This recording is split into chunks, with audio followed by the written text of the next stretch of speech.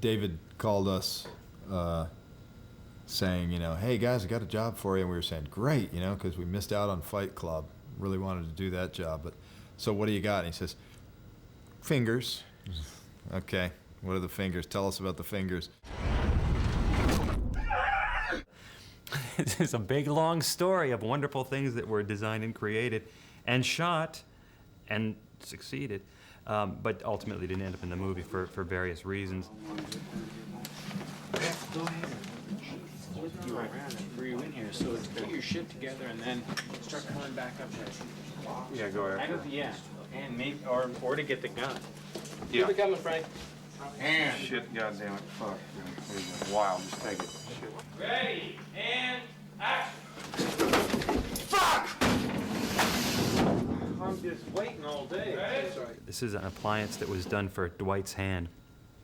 Right, so this is the thing where he gets his fingers pinned in the door, and this was built to go over his knuckles, like this. So his real fingers are safe here, and then the door is grooved, so he puts his hand right in a very specific spot, and the door slams on this, and this is all rigged inside for blood tubes. And the door can slam on it, and then as the door opens, there are mashed fingers that fall off, and blood shoots out of this. And of course, after all of this work was done, including the sculpture of little tiny fingerprints here, then David showed us the thick rubber gloves that Dwight wears in the scene.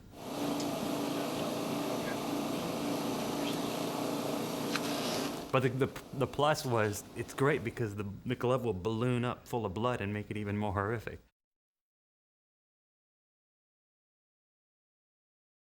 So, so we did the shot, we did the whole effect, and we did some tests that were very interesting without the glove. And it's very gruesome. There's something, I don't know, I think there's something about seeing hands chopped up because you're using your hands all the time, and it's such a familiar thing that when you see this kind of destruction, it really does affect you in a very visceral way.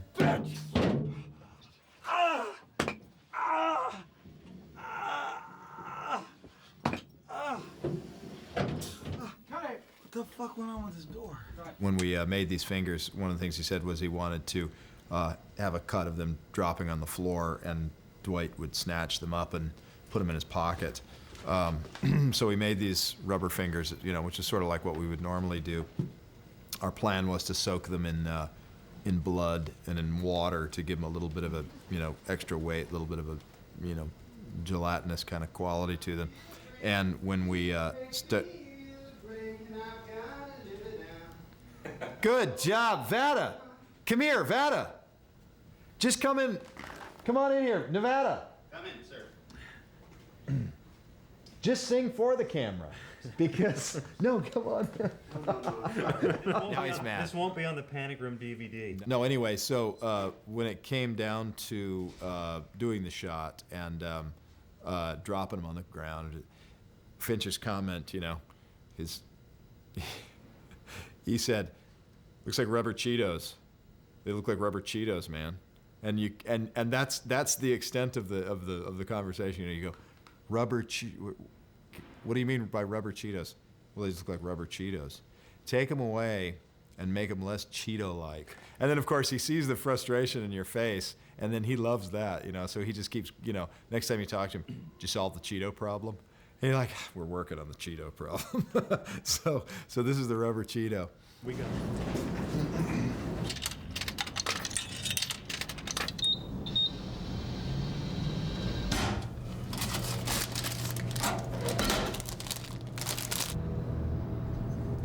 Hey, Alec.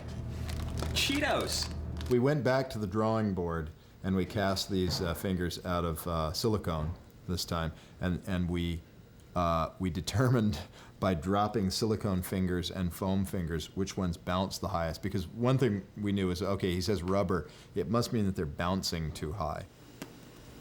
So we did drop tests where we dropped the fingers to see how high they would bounce, and we ended up coming up with a thin skin of silicone with an interior core of a resin mixed with lead shot to give it extra weight. So these things, each finger was like, you know, the weight of 3 fingers. And when they hit, they would sort of just go thunk and, you know, barely bounce. So I think we solved the Cheeto problem, although maybe we didn't, because I don't know that you even see that in the film. I don't know. These are foam rubber. Where are the beautiful handcrafted silicone fingers you may be asking in a offhand? David Fincher has them. We presented the beautiful non-rubber Cheeto fingers to him in a little case that was velvet lined, and we said, "For your approval," you know, and finally he got off our backs on that one. But see, I mean, does that look like a rubber Cheeto? Maybe it does. Maybe he was right. We also created the broken collarbone for Steven's character, and the only time that you see it is when he's tied up in the chair, and it's only a couple of quick cuts. And of course, we, as the guys creating it, we're the only ones in the audience not watching his face, but watching the broken collarbone over here, and it was a pretty cool effect. Try again.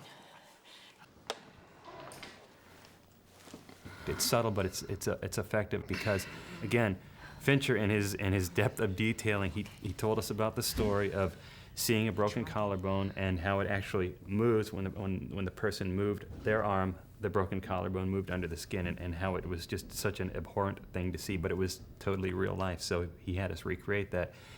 So to that end, we created a prosthetic makeup piece like we would normally, but we articulated it inside with a little cable mechanism. So whenever the actor would move his arm, we would also move the control to make it function in the same way. And again, you've got to actually be looking for it, which is the beauty of DVD, I guess, to be able to see it over and over again. Please go look for the broken collarbone.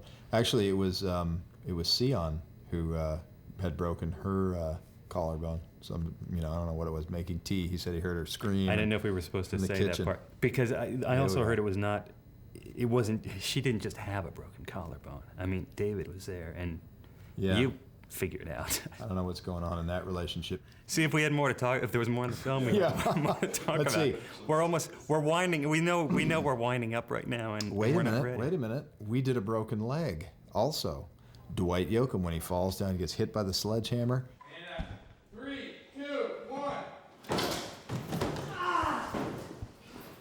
Nothing happened, that we worked on getting hit by the sledgehammer. Although we did some artwork for David. We did a digital shot of him with his cowboy hat dented in, but he didn't go for that. But what he did go for was the broken leg when he hits the ground. And like a lot of this stuff, you have to be watching for it, for that moment or two that it's in there, but in a very small way. Ready, and action. Tom was able to sell that real well in the video, in our video test. I think we have a clip of that too. Let's watch.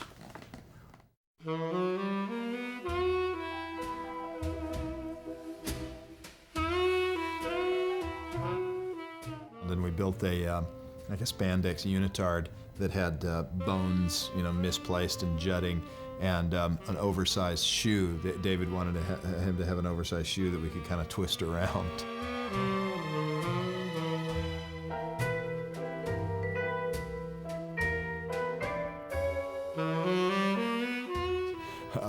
So we got some.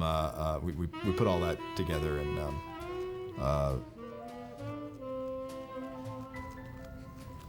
Any final words?